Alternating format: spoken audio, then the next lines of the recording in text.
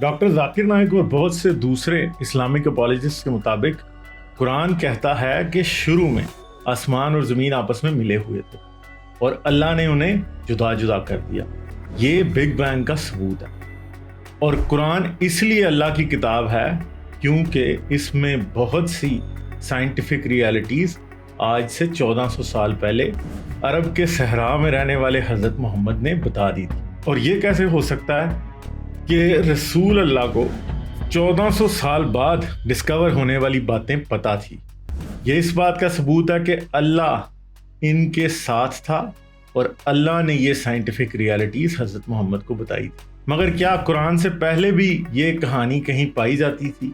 और अगर पाई जाती थी तो क्या हमारे मुसलमान बहन भाई मानेंगे कि वो किताबें और लिखाइयाँ जिनमें आसमान और ज़मीन के मिले हुए होने और जुदा किए जाने की कहानी कुरान से हज़ारों साल पहले मौजूद थी, कुरान से कहीं ज़्यादा सच्चा मज़हब और सच्चाई होने की हकदार हैं? और मुसलमानों को बग़ैर किसी रेजिस्टेंस के इन मज़हबों पर ईमान ले आना चाहिए। कुरान से हज़ारों साल पहले कौन कह रहा था कि आसमान और ज़मीन मिले हुए थे और इन्हें जुदा जुदा किया गया? इस हैरत अंगेज कहानी को जानने के लिए इस वीडियो को आखिर तक जरूर देखें।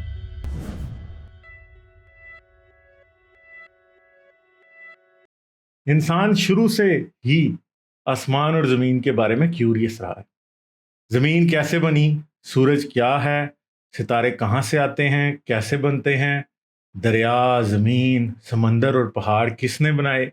पुराने ज़माने के इंसानों के पास इन बातों के जवाब नहीं थे, मगर इनकी क्यूरियोसिटी इन्हें इन सवालों के जवाब बनाने से रोकती नहीं थी और इन जवाबों की तलाश में वो कहानियाँ बनाते थे और यही कहानियाँ मज़हब, धर्म और मिथोलॉजी कहलाती हैं। इजिप्शियन सिविलाइजेशन 2500 साल तक दुनिया की सबसे ताकतवर और एडवांस सिविलाइजेशन थी। क्या वो आसमान और ज़मीन की पैदाइश के वक्त इनको जुड़ा हुआ मानते थे? आए आपको इस सवाल का जवाब देता हूँ। इजिप्शियन मिथोलॉजी के मुताबिक ज़मीन और आसमान यानी खैब और नूत दोनों बहन भाई, देवी और देवता थे।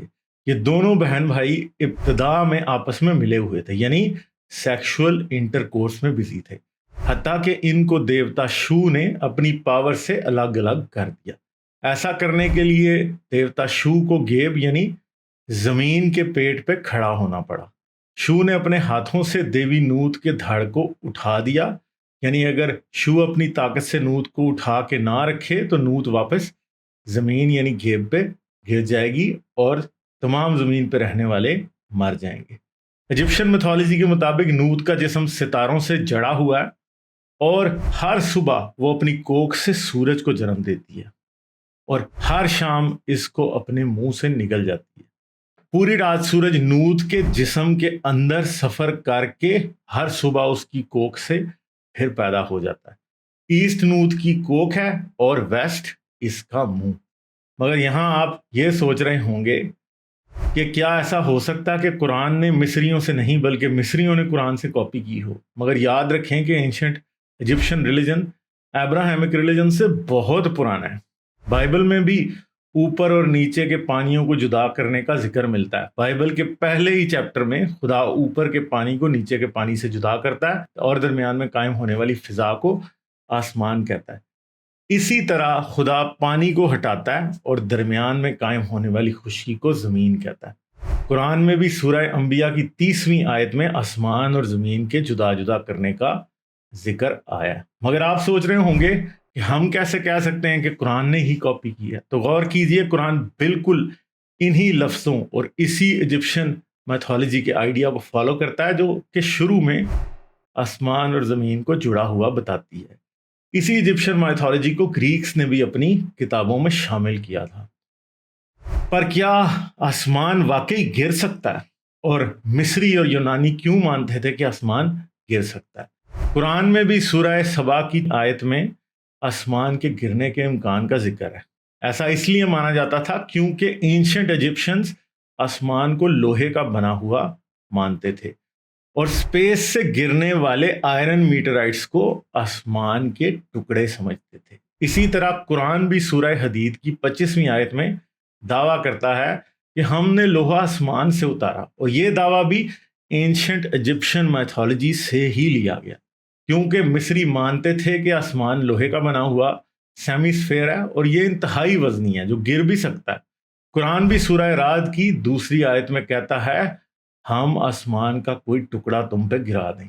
मगर हम कैसे कह सकते हैं कि कुरान साइंस की बात नहीं कर रहा बल्कि एंशिएंट मिथोलॉजीज की बात कर रहा है। कुरान सूरज और चांद के सफर करने की बात भी करता है और एंशिएंट ग्रीक मिथोलॉजी में आसमान में जर्नी ऑफ सन की एक और मिथ भी पाई जाती थी।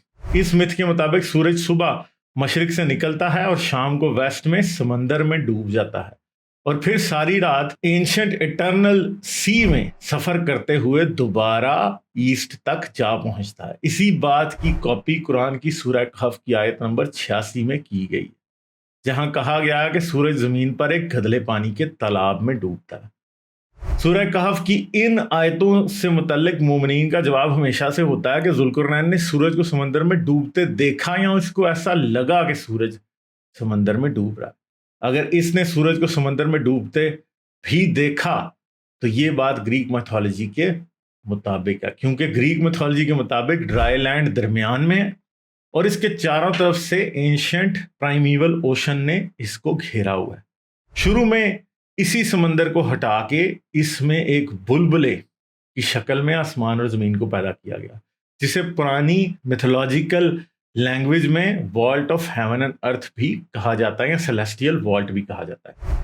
इस्लाम की वकालत करने वालों ने हमेशा सूरह अंबिया की 30वीं आयत से बिग बैंग साबित करने की कोशिश की, मगर सच्चाई यह है कि कुरान में जो आसमान और ज़मीन को जुदा जुदा किया गया है वो दरअसल ग्रीक, इजिप्शियन और दूसरी एंशिएंट मिथोलॉजी से चोरी की हुई एक बात है और एंशिएंट वर्ल्ड की फ्लैट अर्थ मिथोलॉजी से एग्री करती है। मगर यहाँ सवाल ये पैदा होता है कि क्या वाकई में कुरान का ये कहना कि शुरू में सब आपस में मिला हुआ था सच है? सवाल बड़ा ज़बरदस्त है और अगर इंसान अपना दिमाग इस्तेमाल करे तो इसका जवाब बहुत आसान है। अगर सचमुच सूरज, चांद, सितारे और ज़मीन को देखा जाए तो शुरू में सब कुछ मिले होने के बजाय जुदा जुदा था, यानी हमारी गैलेक्सी में मौजूद एक गैसेस का बादल था जिसके कंप्रेस होने या सिमटने की वजह से सूरज, चांद, जमीन बने। इसके अलावा हमारी कायनात में बिग बैंग के बाद तो हर चीज जुदा जुदा थी और इनका इकट्ठा होने से जमीन बनी, ना कि जुदा होने से। इसलिए सूरह अंबिया की 30वीं आयत दरअसल किसी भी सूरत में जमीन और सितारों की पैदाइश की करेक्ट एक्सप्लेनेशन नहीं देती।